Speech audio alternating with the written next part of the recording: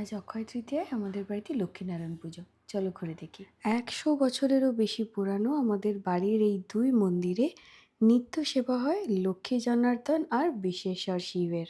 অক্ষয় তৃতীয়ার দিন ভোরে প্রথমেই মঙ্গল আরতির পর ভোরের আলো একটু ফুটলে আমাদের বাড়ির সবাই আর হরিনামের দল প্রথমে বাড়ির তুলসী মঞ্চ প্রদক্ষিণ করে হরিনামের পর গ্রামের রাস্তা দিয়ে বেশ কিছুটা ঘুরে আসা হয় হরিনাম সংকীর্তন করতে করতে। অত্যন্ত শুভ এই তিথিতে জপ, ধ্যান, দান, পূজা, নাম সংকীর্তনের মধ্যে মগ্ন হওয়া মানেই জীবনের জন্য এক অক্ষয় সঞ্চয় করা। বাড়ির সামনে থাকা এই বেলগাছে দুর্গা ষষ্ঠীর দিন পূজা হয়। সেখানেও বেশ কিছুক্ষণ হরিনাম করার পর শুরু হয় সারাদিনের পূজার প্রস্তুতি। আমাদের বাড়িতে পুজো মানেই যে অধিক আড়ম্বর, সাজসজ্জা তা নয়। পুজো হওয়া দরকার নিখুঁত নিয়ম ও ভক্তির সাথে। প্রতি বছর দুর্গাপূজা, কোজাগরী লক্ষ্মী পূজা ছাড়াও এখানে দোলযাত্রা, সরস্বতী পূজা, শিবরাত্রি পালন করা হয়।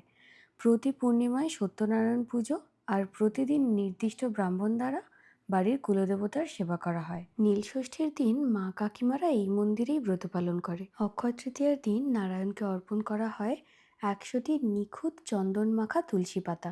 বাড়ির প্রত্যেকেই আনন্দের সাথে পুজোর কাজ করা হয়। এছাড়াও প্রতিবেশী আত্মীয় স্বজনরা প্রচুর ফুল, মালা, মিষ্টি নিয়ে আসেন পুজো দেওয়ার জন্য। বৈশাখ মাসের প্রচণ্ড গরমে অক্ষয় তৃতীয়া পড়লেও আগের দিন বা ওই দিন অল্প বৃষ্টি হয়ে আবহাওয়াটা কিন্তু একদম ঠান্ডা হয়ে যায়। এই উঠোনেই আজকে বিকেলে হবে নরনারায়ণ সেবা। প্রায় 2000 মানুষ আসেন। সেটাও অবশ্যই বলবো অন্য কোনো ভিডিওতে। দুর্গাপুজোয় প্রত্যেকবার আসার চেষ্টা করলেও অক্ষয় তৃতীয়াটায় কিন্তু প্রত্যেক বছর আসতে পারি না। 2023-এর পর এই বছর আবার আসতে পারলাম। প্রত্যেকটা অনুষ্ঠানেরই একটা নিজস্ব রূপ, রীতি, বৈচিত্র্য থাকে।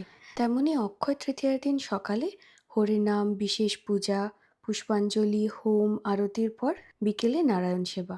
নারায়ণ সেবার কথাও তোমাদের বলবো পরের ভিডিওতে।